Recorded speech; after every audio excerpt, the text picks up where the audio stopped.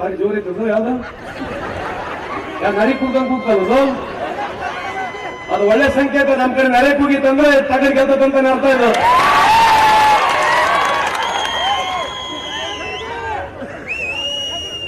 ಇವತ್ತು ನಮ್ಮ ವಿನೋದ ಶೆಟ್ಟಿ ಏನು ವಿಶೇಷವಾಗಿ ಕಾಂಗ್ರೆಸ್ ಪಕ್ಷ ಅವರಿಗೇನು ಒಂದು ಅವಕಾಶವನ್ನು ಕೊಟ್ಟಿದೆ. ಒಬ್ಬ ಯುವ ನಾಯಕ ಅತ್ಯಂತ ಕಾಳಜಿ ವಹಿಸಿ ಕೆಲಸ ಮಾಡತಕ್ಕಂಥ ಯುವ ನಾಯಕ ಇದ್ದಾನೆ. ಇದು ಬಹಳ ಸುಮಾರಾಗಿ ತಿಳ್ಕೊಂಡ್ಬಿಟ್ಟಾರೆ ಈ ಟಗರ್ ಬಗ್ಗೆ. ಈ ಟಗರ್ ಹೆಂಗ್ ಗೊತ್ತಂತ ಹೇಳಿ ಮೇ 7ನೇ ತಾರೀಕು ಆದ್ಮೇಲೆ ದಯವಿಟ್ಟು ಪ್ರಹ್ಲಾದ್ ಜೋಶಿ ಸಾಹೇಬ್ರೆ ತಾವು ಡಬ್ಬ ಎಣಿಸಿ ನೋಡ್ಕೊಂಡ್ರೆ ಅಂತ ಇವತ್ತು ಒಂದು ಕೊನೆಯದಾಗಿ ಮಾತನ್ನು ನಿಮಗೆ ಹೇಳ್ಬೇಕಾಗತ್ತೆ. ಇಲ್ಲಿ ಮಾಧ್ಯಮದಲ್ಲಿದ್ದಾರೆ. ಇವತ್ತು LPG ಗ್ಯಾಸ್ ನಮ್ಮ ಕಾಲದಲ್ಲಿ 450 ರೂಪಾಯಿ ಇತ್ತು. ಇವತ್ತೆಷ್ಟಿದೆ? ಅವ 2014 ಇಸ್ವಿನಲ್ಲಿ ಎಣ್ಣೆ ಎಷ್ಟಿತ್ತವ? ನಿಮ್ಮಣ್ಣಿ ಅಲ್ವ ಅವ್ರದ್ದು. ಅವ 2014 ಇಸ್ವಿನಲ್ಲಿ 90 ರೂಪಾಯಿ ಇರ್ತಕ್ಕಂಥ ಎಣ್ಣೆ ಇವತ್ತು 250 ರೂಪಾಯಿ ಆಗಿದೆ. ಸರಿಯೋ ತಪ್ಪಮ್ಮ?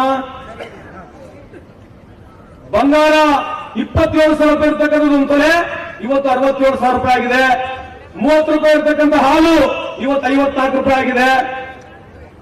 ಸರಿಯೋ ತಪ್ಪು ಹೇಳ್ತಕ್ಕಂಥದ್ದು ಇವೆಲ್ಲ GST, ತುಪ್ಪದ ಮೇಲೆ GST, ಮೊಸರು ಮೇಲಿದೆ, ಉದ್ದನ ಕಡ್ಡಿ ಮೇಲಿದೆ, ಕರ್ಪೂರದ ಮೇಲಿದೆ, ಸುಡುಗಾಳಿಗೆ ಹೋಗಿ ಕಾಯಿ ಹೊಡೆದು ಕೂಡ GST ಇದೆ. ಸುಡುಗಾಳಿಗೆ ಹೋಗಿ ನೀವು ಕಾಯಿ ಹೊಡೆದು ಕೂಡ ಅದ್ರ ಮೇಲೆ GST ಇದೆ. ಈ ಸರ್ಕಾರ ಬೇಕಾ ನಮಗೆ? ಸರ್ಕಾರ ಬೇಕಾ? ಮನವಿ ಮಾಡಿಕೊಳ್ತೀನಿ. ಮುಂದೆ ಬರ್ತಕ್ಕಂಥ ದಿನಗಳಲ್ಲಿ ಬಿಜೆಪಿಗೆ ಬೇರೆ ಸಮ ಎಸಬೇಕಂತ ತಮ್ಮಲ್ಲಿ ಕಳಕಳಿಯ ಮನವಿ ಮಾಡಿಕೊಳ್ತೀನಿ ನಿಮಗೆ. ಇನ್ನು ಹಲವಾರು ವಿಚಾರಗಳಿದ್ದಾವೆ. ಒಂದು ವಿಚಾರ ಮುಗಿಸ್ತೀನಿ, ಸಮಯದ ಅಭಾವ ಆಗ್ತಾ ಇದೆ. 10 ಗಂಟೆ ಮಾತಾಡಂಗಿಲ್ಲ. ಆಯ್ತಾಯ್ತು ಮಾತಾಡ್ತೀನಿ. 2004 ಇಸ್ವಿಯಿಂದ 2014 ಇಸ್ವಿಯಲ್ಲಿ ಮನಮೋಹನ್ ಸಿಂಗ್ ಅವರ ಸರ್ಕಾರ ನಾವು $103 ಬ್ಯಾರಲ್ ಆಯಿಲ್ ಖರೀದಿ ಮಾಡ್ತಾ ಇದ್ದೀವಿ. ಎಷ್ಟು? $103. ಕೇಳಿಸ್ಕೋಬೇಕಿದ್ದು ರೈತರು ಬಹಳ ಅನುಕೂಲ ಆಗ್ತಕ್ಕಂಥ ಇನ್ಫಾರ್ಮೇಶನ್ ಇದೆ.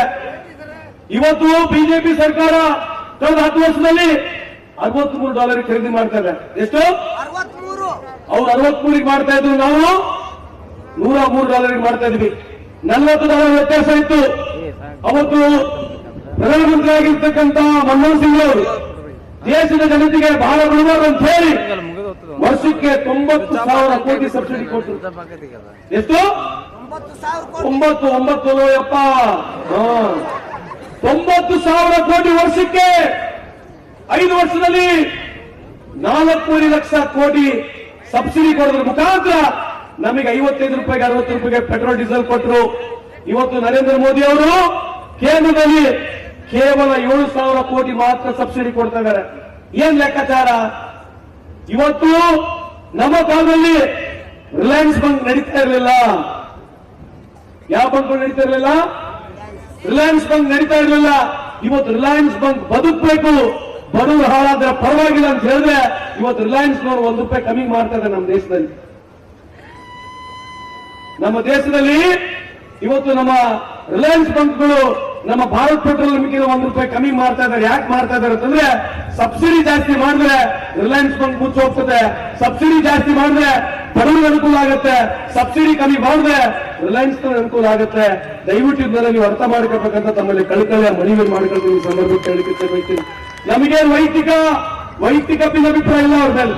ಅವರು ನಮ್ಮ ದೇಶದ ಪ್ರಧಾನಮಂತ್ರಿನೇ, ಬಿಜೆಪಿಯವರು ಕೂಡ ನಾವು ಅನುಕಂಬಿದ್ದಂಗೆ. ಆದ್ರೆ ವೈಚಾರಿಕ ಬಂದಾಗ, ಪ್ರೋಗ್ರಾಮ್ಗಳು ಬಂದಾಗ, ಕಾರ್ಯಕ್ರಮಗಳು ಬಂದಾಗ ನಾವೆದ್ದು ಮಾತನಾಡಬೇಕಾಗುತ್ತೆ. ಪ್ರಶ್ನೆ ಕೇಳತಕ್ಕಂತ ಅವಕಾಶ ಇವತ್ತಿದೆ. ಅದಕ್ಕೆ ಈ ವೇದಿಕೆ ಮುಖಾಂತರ ಪ್ರತಿಯೊಬ್ಬ ಬಿಜೆಪಿ ಮುಖಂಡರಲ್ಲಿ ನಾನು ಕೇಳ್ತಕ್ಕಂಥ ಪ್ರಶ್ನೆ ಇದೆ. ದಯವಿಟ್ಟು ನಾವು ಕೇಳಿರ್ತಕ್ಕಂಥ ಪ್ರಶ್ನೆಗೆ ಉತ್ತರವನ್ನು ಕೊಡಿ. ಎಲ್ಲೋದು ಪ್ರಹ್ಲಾದ್ ಜೋಶಿ ಸಾಹೇಬರು ಹೇಳ್ತಾ ಇದ್ದಾರೆ, ಸಂತೋಷ್ ಲಾಡ್ಗೆ ಸಿದ್ದರಾಮಯ್ಯನವರು ಭಯ ಕಿಟ್ಕೊಂಡ್ಬಿಟ್ಟಿದ್ದಾರೆ ಅಂತ ಹೇಳಿ. ರೇ, ಸಿದ್ದರಾಮಯ್ಯನವ್ರ ಬಗ್ಗೆ ನೀವು ಆ ರೀತಿ ಮಾತನಾಡಬೇಡ್ರಿ. ನೀವು ಸಿದ್ದರಾಮಯ್ಯವ್ರು ಬೈತಾ ಇದ್ದೀರಿ. ಹಾವೇರಿಯಲ್ಲಿ ಹೋಗಿ ಸಿದ್ದರಾಮಯ್ಯ ಸರ್ಕಾರ ತಾಲಿಬಾನ್ ಸರ್ಕಾರ ಅಂತ ಹೇಳ್ತಾರೆ. ಸಿದ್ದರಾಮಯ್ಯ ಸರ್ಕಾರ ತಾಲಿಬಾನ್ ಸರ್ಕಾರ ಅಂತ ಹೇಳ್ತಾರೆ. ಈ ರಾಜ್ಯದ ಬಡ ಹೆಣ್ಮಕ್ಕಳಿಗೆ ನೇರವಾಗಿ ಲಕ್ಷಾಂತರ ಕೋಟಿ ಕೊಡ್ತಕ್ಕಂತ ಒಬ್ಬ ಧೀಮಂತ ನಾಯಕನ ಬಗ್ಗೆ ಈ ರೀತಿಯಾಗಿ ಅಗರವಾಗ್ತವೆ ಮಾತಾಡಿದಿಲ್ಲ. ಮುಂದೆ ಬರ್ತಕ್ಕಂಥ ದಿನಗಳಲ್ಲಿ ಕರ್ನಾಟಕ ರಾಜ್ಯದ ಅಷ್ಟೇ ಅಲ್ಲ, ಧಾರವಾಡ ಜಿಲ್ಲೆ ವಿಶೇಷವಾಗಿರ್ತಕ್ಕಂಥ ಎಲ್ಲ ಮಕ್ಕಳಿಗೆ ಮನವಿ ಮಾಡಿಕೊಡ್ತೀನಿ. ಪ್ರಹ್ಲಾದ್ ಜೋಶಿ ಸಾಹೇಬರಿಗೆ ಈ ಮನೆಗೆ ಕಳಿಸಬೇಕಂತ ತಮ್ಮಲ್ಲಿ ಕಳ್ಕೊಳ್ಳಿ. ನಮ್ಮನ್ನ ತಾಲಿಬಾನ್ ಸರ್ಕಾರ ಅಂತ ಹೇಳ್ತಾರೆ. ಇವತ್ತು ಏನು ಕಳೆದ ಬಾರಿ ಪುಲ್ವಾಮಾ ಅಟ್ಯಾಕ್ ಆಯ್ತು, ಆಯ್ತಲ್ವಾ? ಅದ್ರ ಮೇಲೆ ಓಟನ್ನು ಕೇಳ್ಕೊಂಡು ಹೋದ್ರಲ್ಲ. ಆಗಿನ ಕಾಲದಲ್ಲಿ 300 ಕೆಜಿ RDX ಈ ದೇಶದಲ್ಲಿ ಬಂತು. ಎಷ್ಟು ಬಂತು? 300 ಕೆಜಿ RDX ಈ ದೇಶದಲ್ಲಿ ಬಂತು.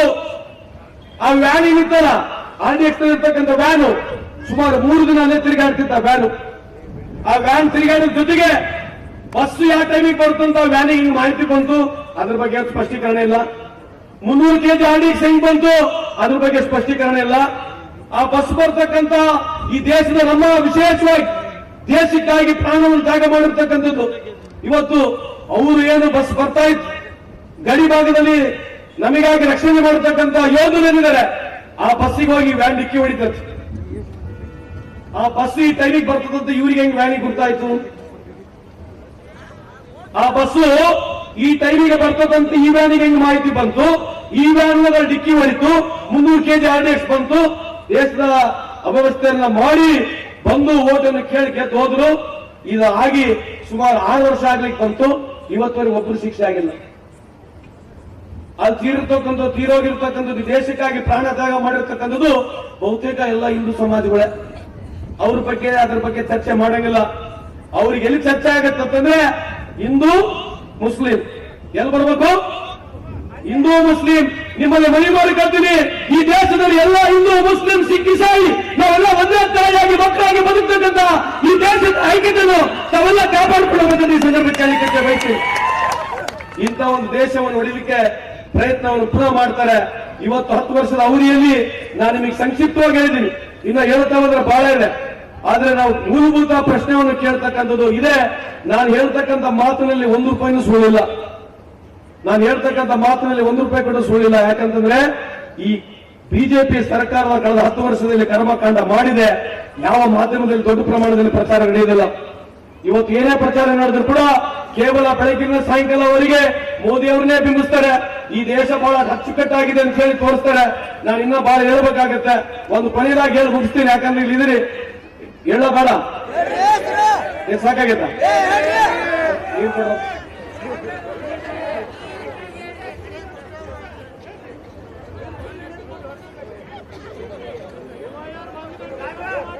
ಆಯ್ತಾಯ್ತು.